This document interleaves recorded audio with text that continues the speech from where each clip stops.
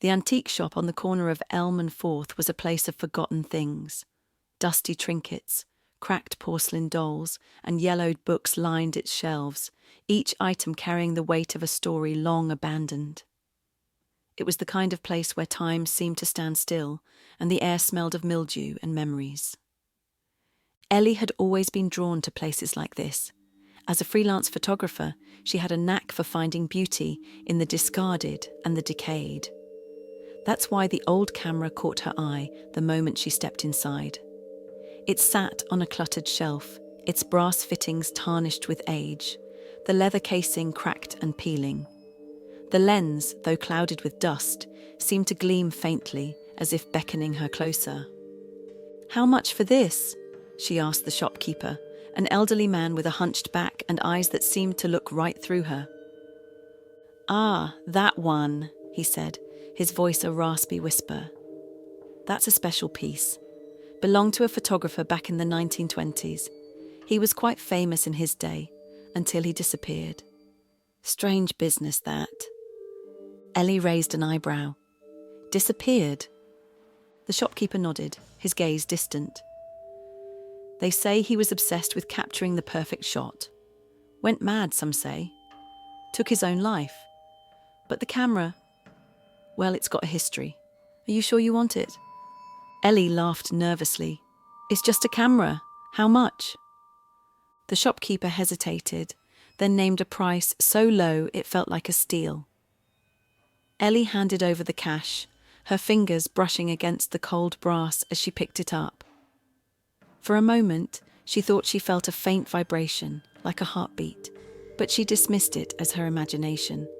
The camera sat on her desk for days before she finally decided to test it.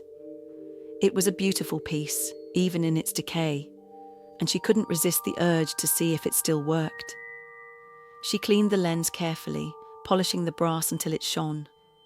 The shutter clicked smoothly, and the film compartment opened with a satisfying creak. It was in remarkable condition for its age. Ellie loaded it with a fresh roll of black and white film and headed out to the park.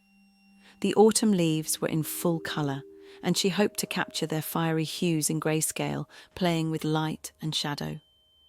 She framed her first shot, a lone bench beneath a canopy of golden leaves, and pressed the shutter.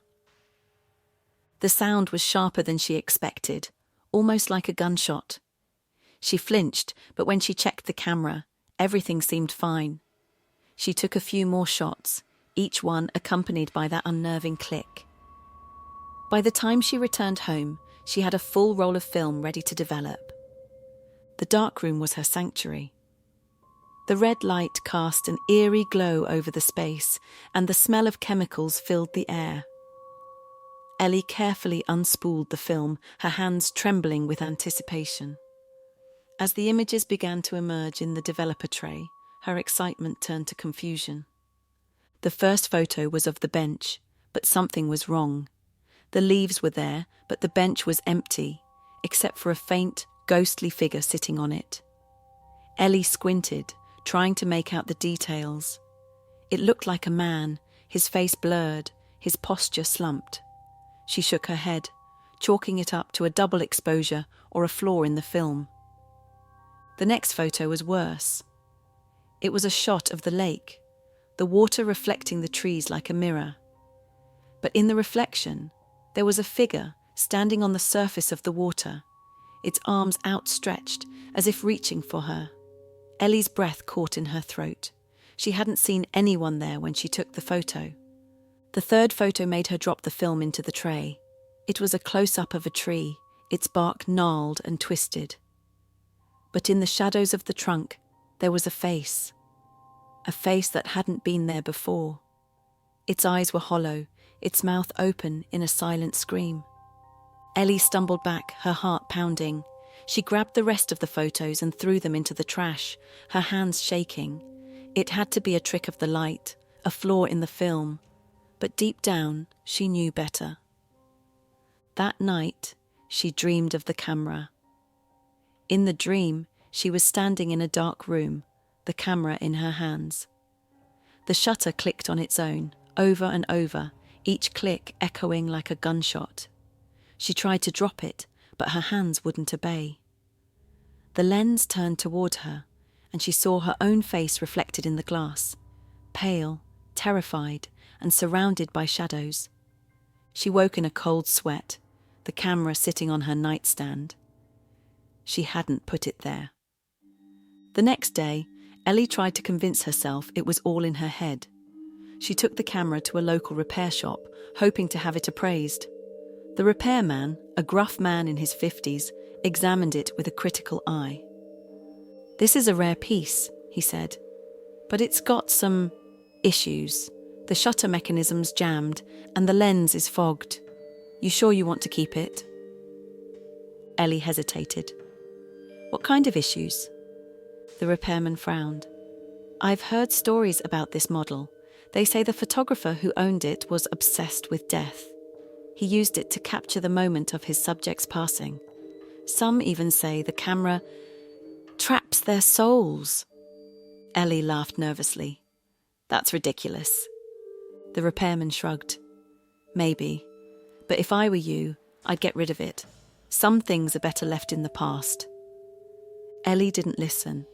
She couldn't explain why, but she felt drawn to the camera, as if it held some secret she needed to uncover.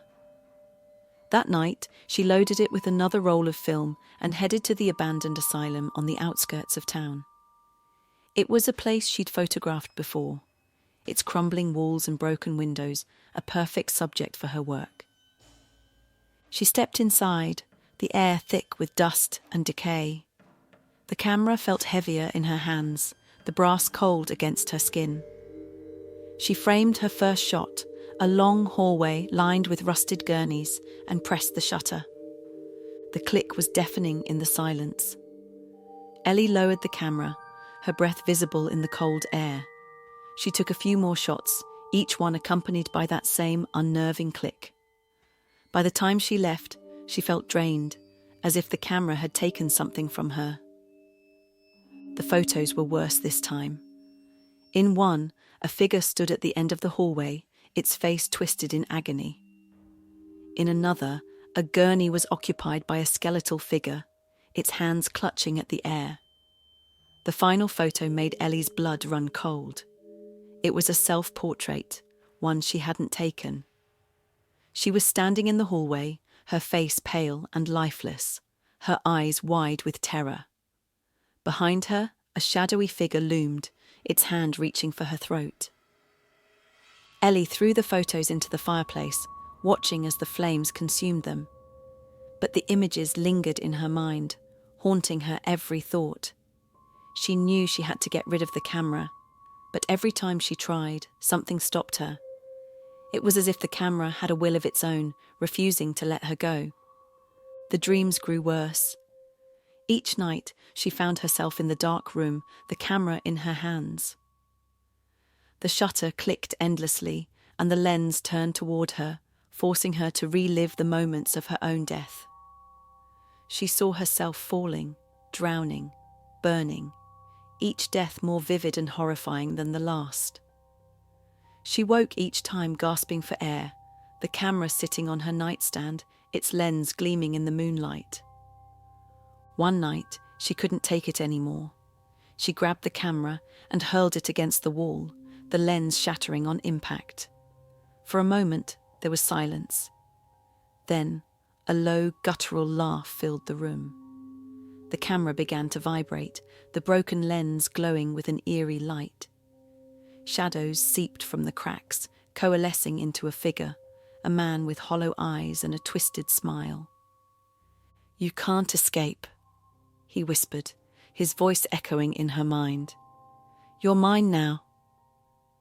Ellie screamed, but no sound came out. The figure lunged at her, its cold hands wrapping around her throat. She struggled, but it was no use. The last thing she saw was the camera, its shutter clicking open and closed, capturing her final moments. The antique shop on the corner of Elm and Fourth was a place of forgotten things. The shopkeeper dusted the shelves, his eyes lingering on the empty spot where the old camera had once sat. He smiled faintly, knowing it would find its way back to him soon enough. After all, some things were better left in the past.